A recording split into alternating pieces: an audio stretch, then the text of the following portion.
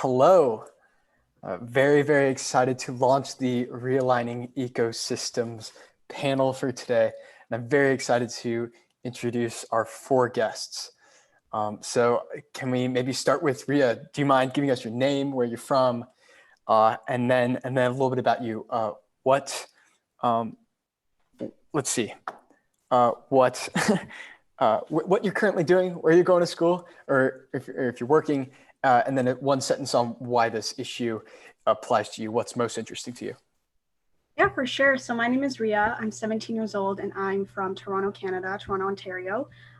Personally, I go to school at Unionville High School. It's a school in Ontario, and I'm really passionate about building business models and building things that can accelerate youth and teens. So this is really important to me because I want to figure out a better way to incubate young teenagers to help them solve more problems because I got those opportunities at a young age. So I'm really excited to see how businesses and industries can be involved in giving those opportunities to teens and actually giving them like to share important views on business models and just things like that because we need more teens involved in that kind of stuff. So yeah, it's a little bit about me. Awesome. Kekoa? Hello, everyone. My name is Kekoa. I'm currently a junior at the University of Notre Dame, and I'm also a program manager at a startup called Eventually. I'm originally from Sacramento, California, but since I'm at school, I'm in South Bend, Indiana currently. I'm super interested in this topic because with my startup, we are trying to build a business model and a ecosystem on the app that is beneficial to the user. And I think having these humane design principles at the forefront of our mind is essential when we're building this. Yes, totally. And Anisha, would you like to introduce yourself? Yeah, for sure. Hi, I'm Anisha. I'm 15. I'm a high school student from New York. I love innovating and building in all emerging technologies. I specialize in quantum computing and artificial intelligence. And off of that, I've built a organization called Community, which is a nonprofit organization driven to educate high schoolers and young adults about emerging technologies and how they can learn them.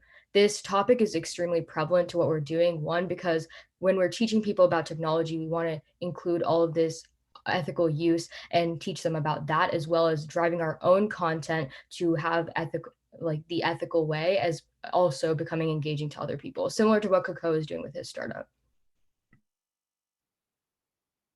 Yes, awesome. And last but not least, Maddie. Hey guys, I'm Maddie. I am a recent college graduate in media arts production and currently a UX UI design student.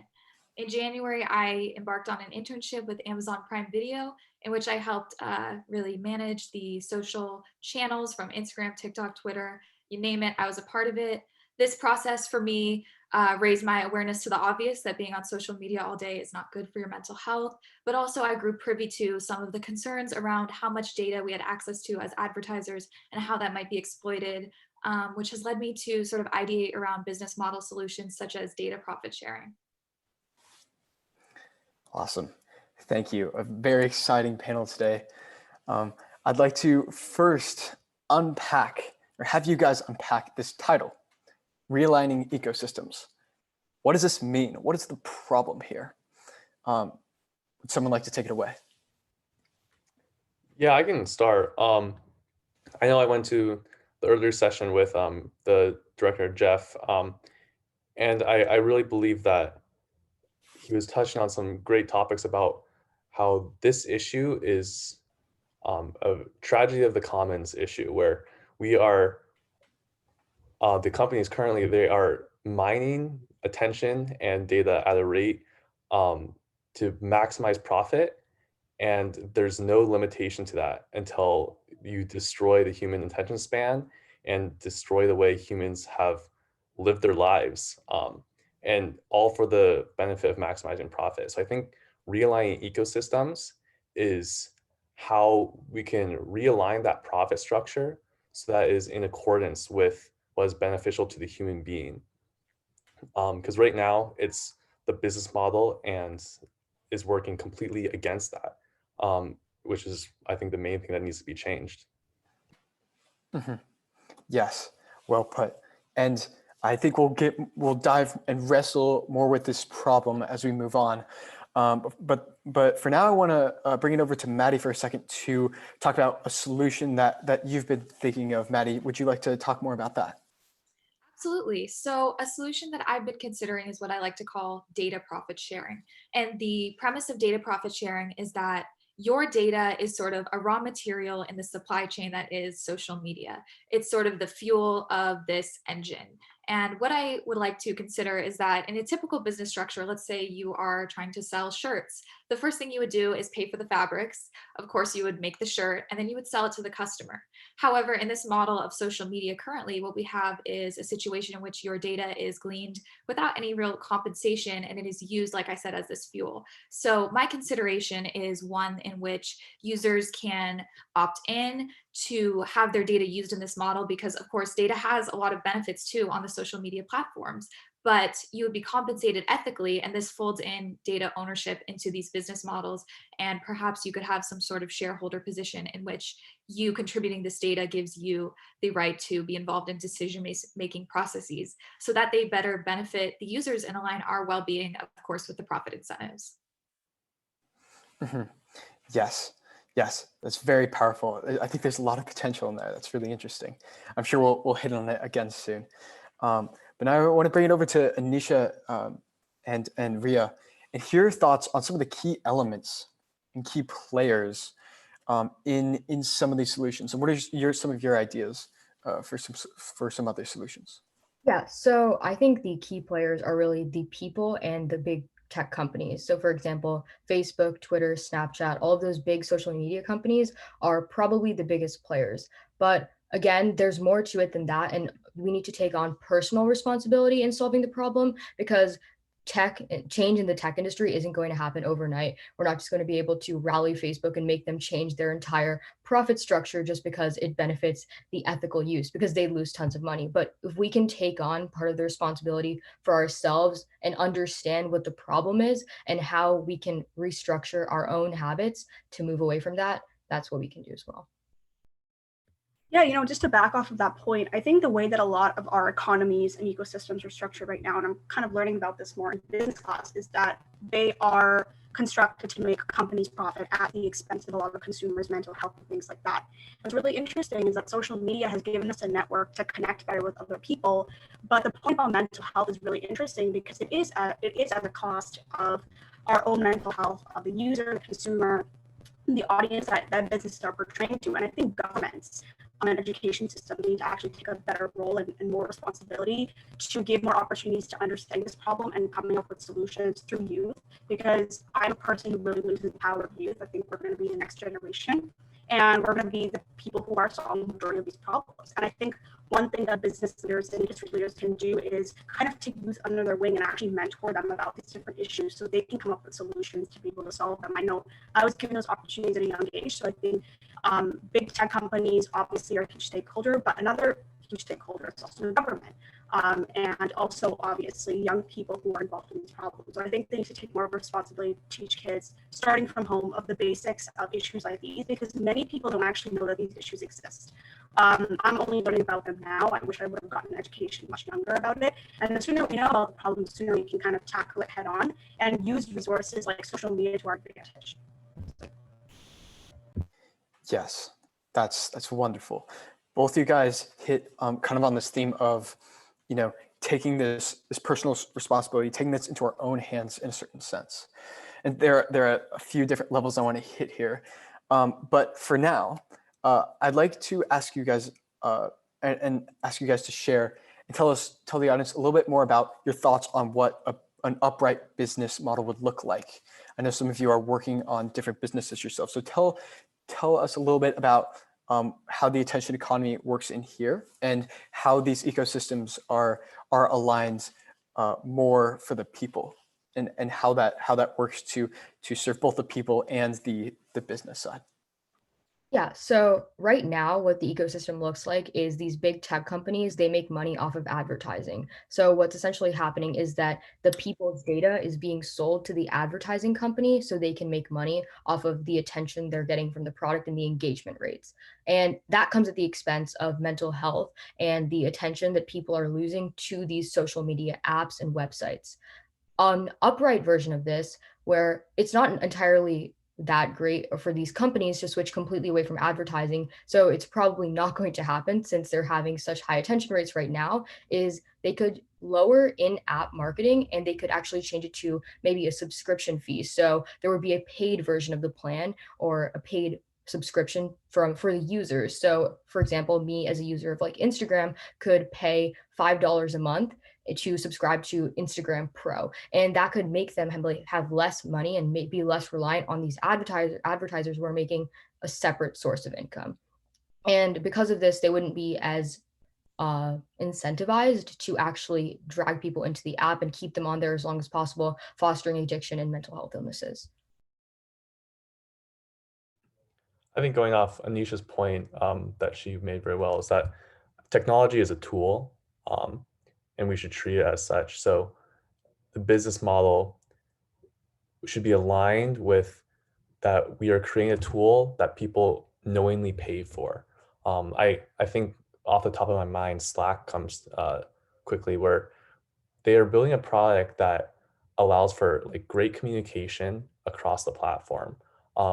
And this allows people to have a tiered subscription plan, like Anisha brought up, but it doesn't require that people use the app more or are somehow a slave to like just using it and continuing in that vicious cycle that we've been talking about the whole day. Yes, that's awesome. And I want to get to you, Riya, as well. But first, I want to turn to Madi, because I believe we had a conversation, we talked earlier about how, you mentioned the data profit sharing, but also how it's not always super easy or practical for some of these big app giants to switch over to a paid subscription. So could you also tell us, in light of the paid subscription side, what this data profit sharing would look like practically in a current app today? Yeah, so it would look similar to what they're saying in terms of that it would be sort of a tiered subscription, but you could still receive the positives of data being collected. Because so for example, I recently tried DuckDuckGo, which is a private search browser, because I didn't want to be sacrificing my data as a sort of the price to use Google.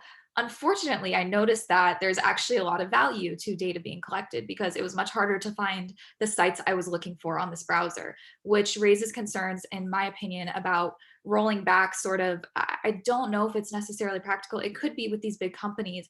I also don't think it's feasible that they would want to create a subscription model, because they make so much more money based on this current.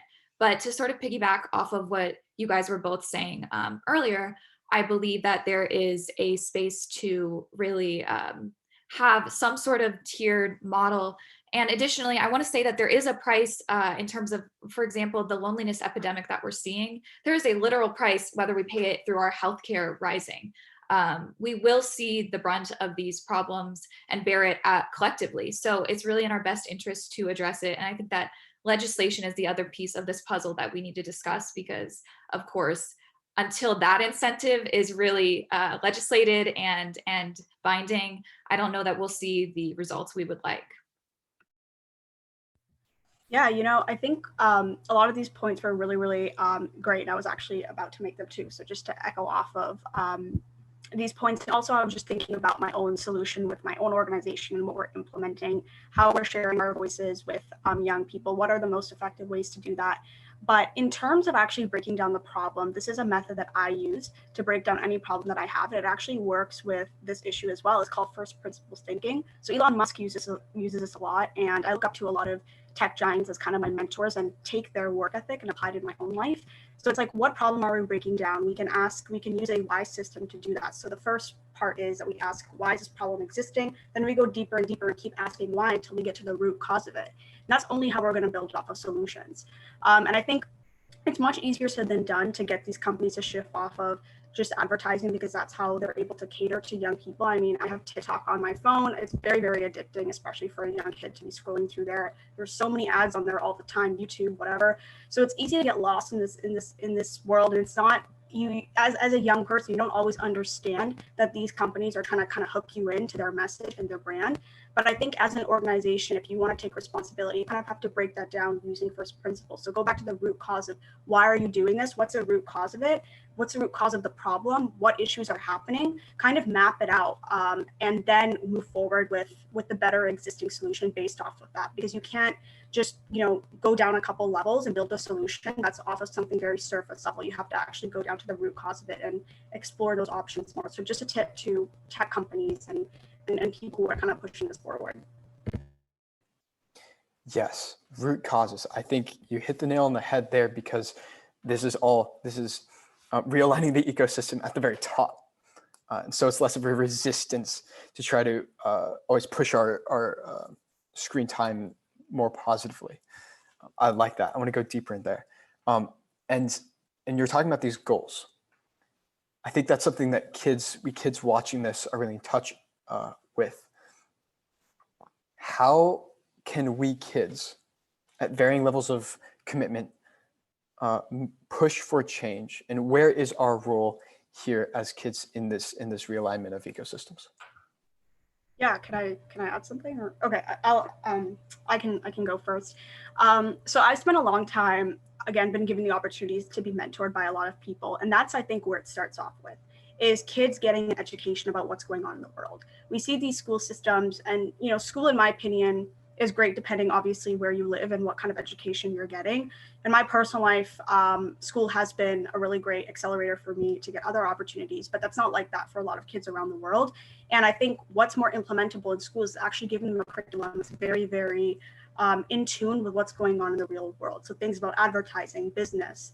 I wish I was able to take business courses and actually learn about ecosystems, economies, the way that economies are structured in different parts of the world when I was like in grade 9 or grade 10, when I was, starting off in high school or in elementary school, because kids nowadays, we have more responsibility. Something else that I think would be really useful is to encourage kids more to do internships and cooperative education programs with industry leaders and companies. And this is how I got started. I was able to do an internship at the Hospital for Sick Children. That's where I kind of started my whole journey. If that didn't happen, I wouldn't push for change in other areas. So as kids, I think first you have to educate yourself and actually learn about the system so you can come inside the system and actually make change. So you can fix a broken system. You have to learn about it first.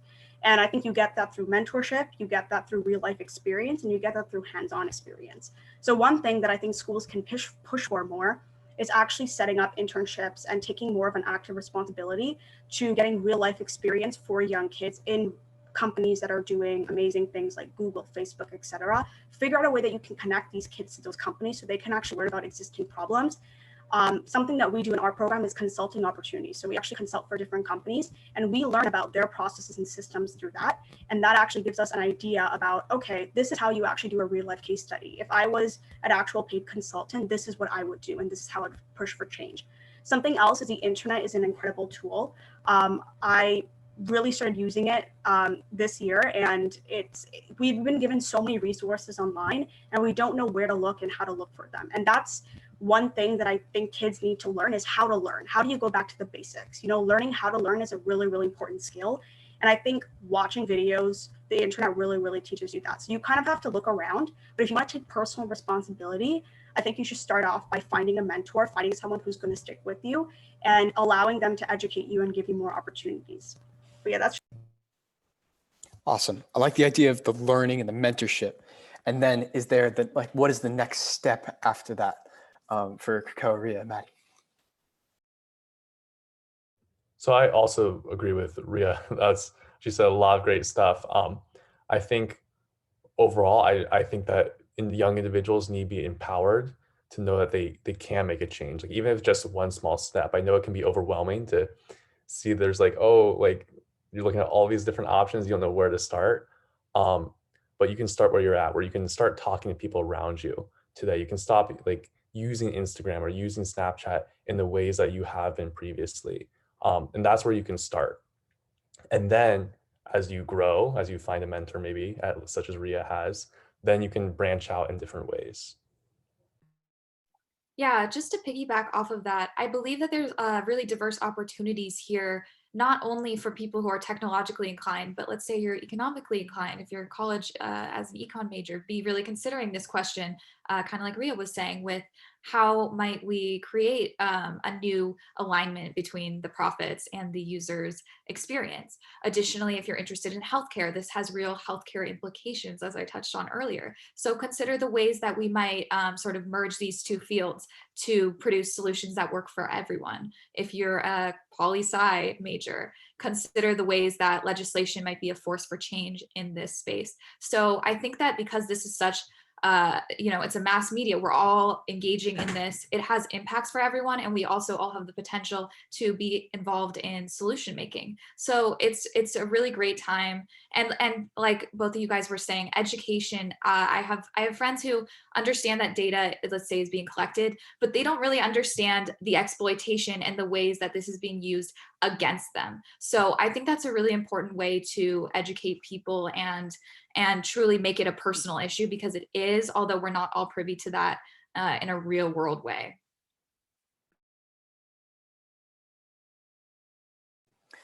Awesome. Yes. And Kekoa, before you mentioned some work you were doing with a certain mobile app and the business model behind that. Can you speak to that a little bit?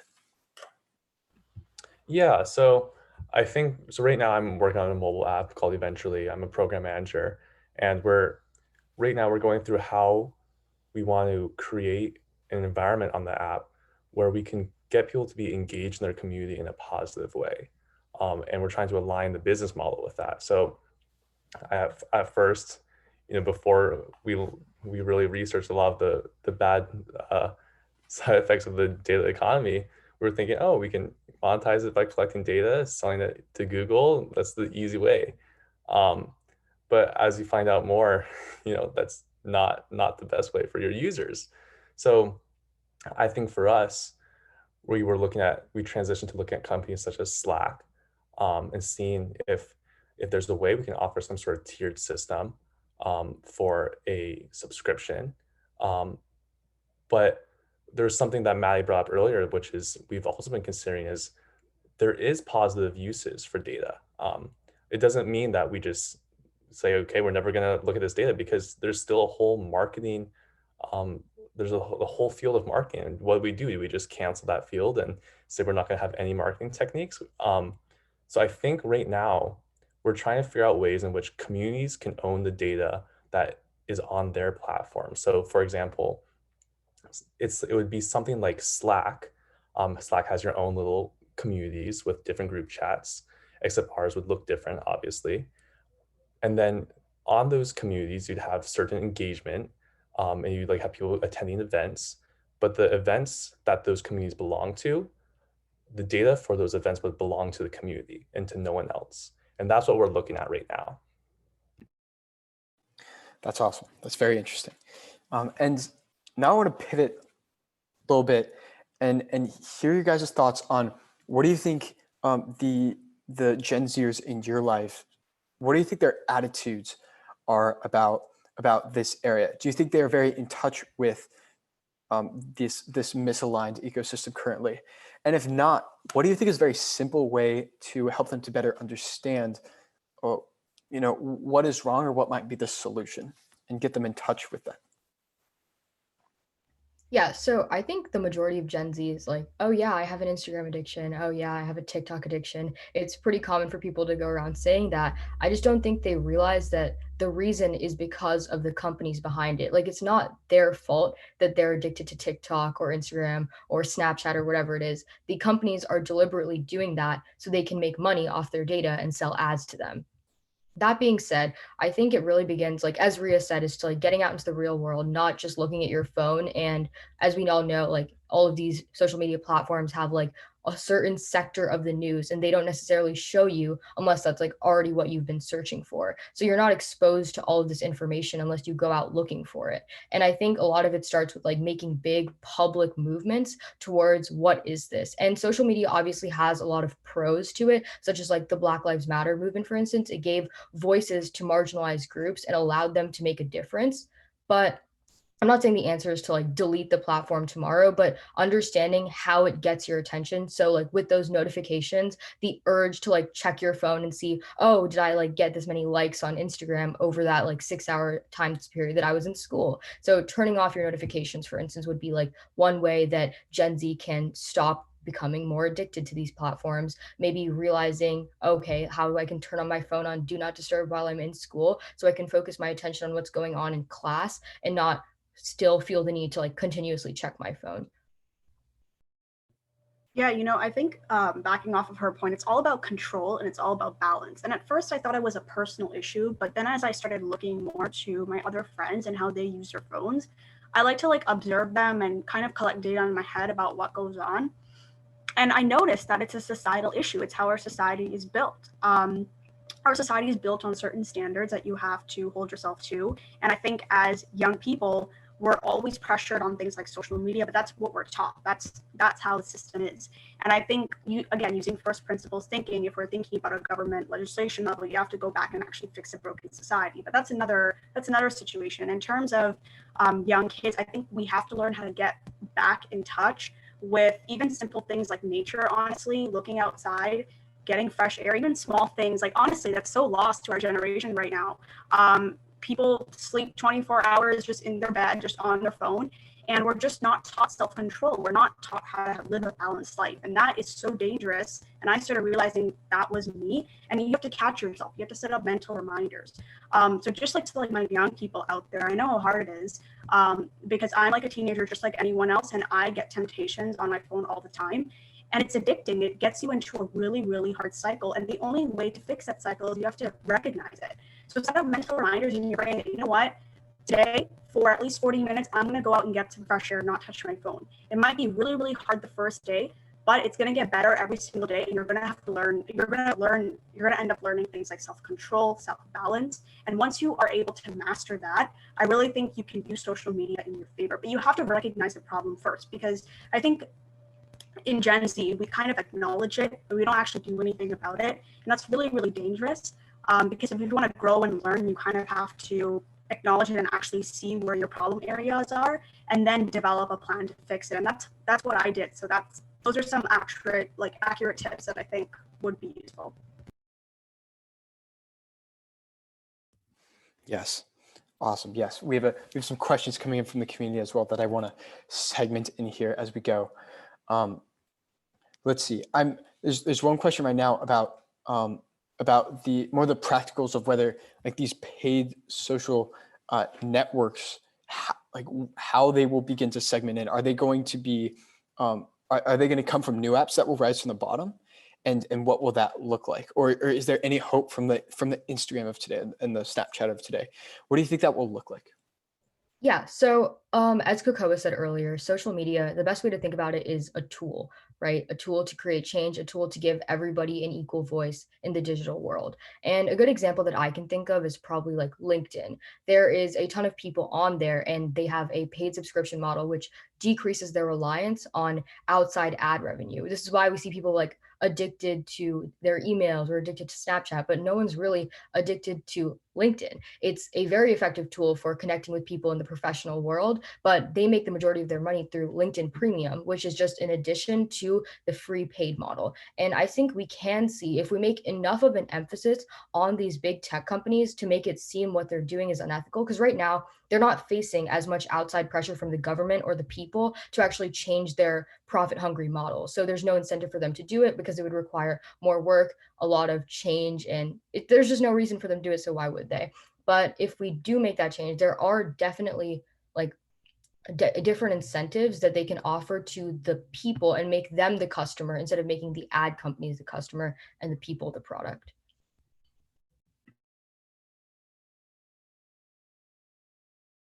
Yes.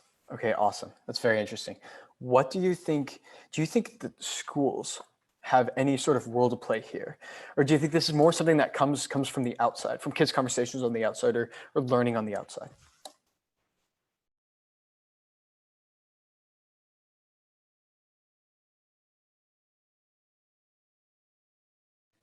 Anyone?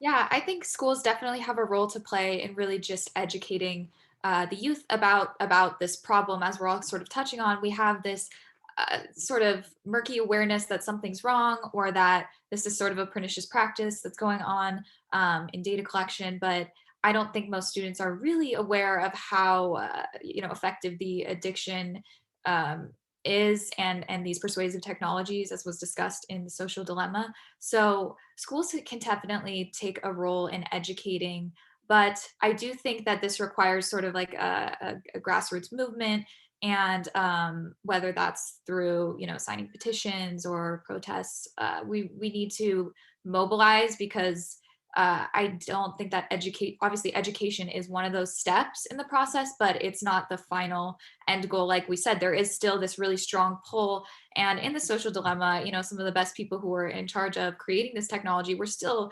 extremely pulled by it. So at the end of the day, I think we do have to address really making substantial changes. And I also want to say that we don't have to give up, let's say, the possibility of collecting or having an attention-based model. I think that we could shift to more of a quality attention-based model, in which the advertisers are actually in favor of advertising around things that really leave people happy and feeling well about themselves, discovering like the cute cat videos instead of the political outrage. Yes, very different way of thinking. Okay, so this then brings us to the question of, what does an actually people-centered business look like, a user-centered business look like? What does this actually mean specifically for kids? What does a kid-centered platform look like? Taking into account the interests of the shareholders with the users, but then also the practicality of programming this with the keeping in mind how individual and how different each of the users are going to be, without overwhelming the users with options. I think that a big thing when you're designing any sort of technology is first having an understanding of yourself and what makes your life worth living before making a tool to make others' lives better. Because I think when you go into the design thinking stage and you're trying to figure out how to make people engaged on the app instead of engaged in their lives, maybe, that's where the faulty design principles come into play. So I think in relation to children, understanding maybe the psychology of children, what children need in their growth stage at that point in life. In designing the app or design any sort of technology to benefit that, instead of siphon out all of the children's time and energy into your monetization platform. I think having that in your mind will allow you to think through the process, whatever it is that you're designing for. Yeah, kind of piggybacking off of that, just like at the forefront of all of these companies' minds should be, what are the people gaining from our product, more than how are we going to make money off of it? Because right now, if you ask any of these companies, the answer would probably be like, oh, they can see these cute cat videos, but they also ignore and brush past the fact that they're only seeing specific parts of the internet that their AI algorithms are targeting towards them, and maybe realigning that and understanding that maybe we can switch our algorithms, because now we want to educate these people about everything that's going on in the world, not only showing them this one side of the internet, maybe thinking more about how we're not going to only target ads towards like what these people are looking at, and target ads generally to anyone. And I think it's more about not thinking about how you can make money off of someone, and just the first question you should be asking yourself as any company is, how is our customer, the people, how are they going to benefit? Yeah, I also think that customizability is a really important potential use in this scenario. So people use social media for different reasons. For some, it's more of a social with your family, your friends. Others might be more professional. If we could have a system in which people were more aware of, let's say, like what data is being collected, and they understand exactly what that means. These sorts of things are causing me unpleasant emotions and fear and outrage and keeping me sucked in. Perhaps they could also create parameters around their usage. Perhaps there could be customizable feeds. This is completely within the realm of possibility. It's not being done, but it is certainly possible, and could make these experiences a lot better if you could say, listen, I really just want to see 10 posts today. that's good for me, or I want to see these types of things that I can see through the data are bringing me positivity and value to my life. So customizability, I think, is very important as we move forward with these models.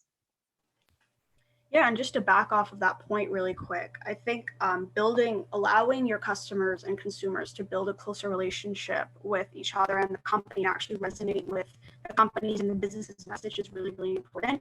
Because there's certain organizations that I actually really resonate with that don't even speak to me in terms of like their clothing or whatever they're selling, but their message actually really, really speaks to me. And that actually attracts a lot of kids. I know that obviously we're trying to steer away from getting kids addicted, but in a sense, I think it's really important to develop a message that's pure, and your intention is to actually help them. Your intention is to think about backing off of that point of like, what can you do for them? What can you do for the consumer? How can you make their life better and more convenient? And kind of start from there and allow them to build a close relationship with the brand. And I think a lot of it backs off of loyalty. Oftentimes when we purchase things from certain brands, it's also because we have a subconscious level of loyalty. And that kind of plays into addictiveness as well. But I think if it's used right, it can allow companies to be better and do better. Yeah. Yeah, and right now the AI algorithm is the one that's making the customizability, the one that's making the decisions as to how much and what these people are seeing. But in a world where the user can do that, you're able to foster both a beneficial environment for them while still keeping them engaged on the app. So it'd be beneficial to everyone across the board. Brilliant. Yes. Yes. Very good points. We have a couple of minutes left, so I want to slip in a couple more questions from the audience, hopefully.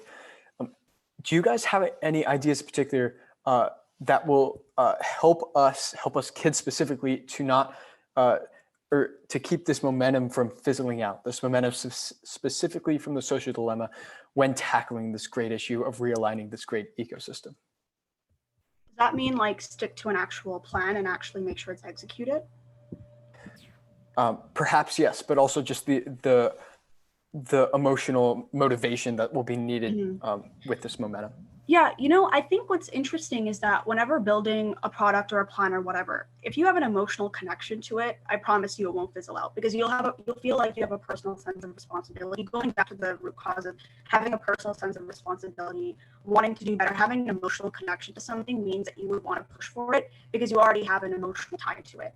I think personally, you have to kind of find where your emotions lie into an issue, because I think that is a main driving force right now for kids pushing for different solutions, young people, especially just coming from a youth perspective. At least when I look at this issue, I'm emotionally connected to it, so I want to do something about it. So it's like, how can we teach kids to better understand what issues they are passionate about, what issues they're connected to emotionally, and what can they actually feel so they can move forward with this. Something else is, again, working obviously with companies, keeping the momentum going. As young kids, you get excited about something and then you kind of leave it and move on to something else. That's just our kids. That's just, Gen Z's nature. It's just what happens. That can also be for adults. That can also be for young kids, regardless. So I think companies need to take more responsibility to actually take these opinions seriously, develop a plan, and then figure out how to actually going to execute it, what the timeline is going to look like, things like that. Because sometimes as kids, you can come up with the ideas, but things can fizzle out. So that's where legislation, that's where the government comes in and actually takes responsibility to develop a plan and take the opinion seriously, to kind of move on with what they actually want to do and execute it.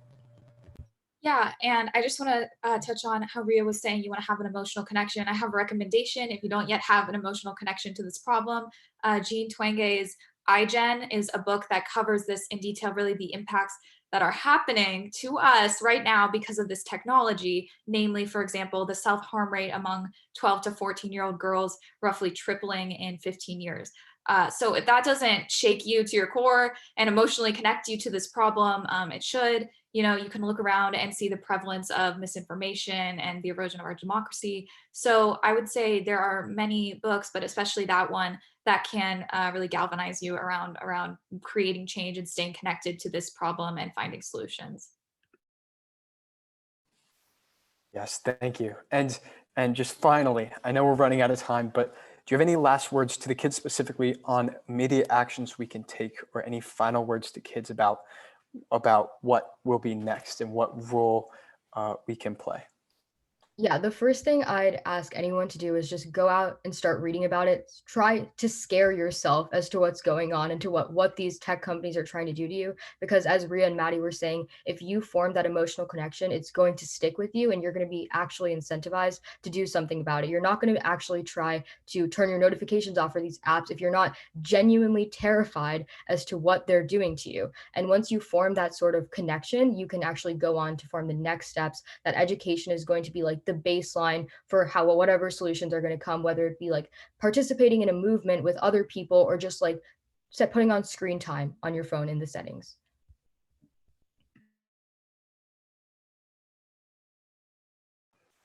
Awesome, wonderful. I think we are at our time limit. I think we have another set of panels to go to, but thank you everyone for joining us. Thank you to all our wonderful panelists.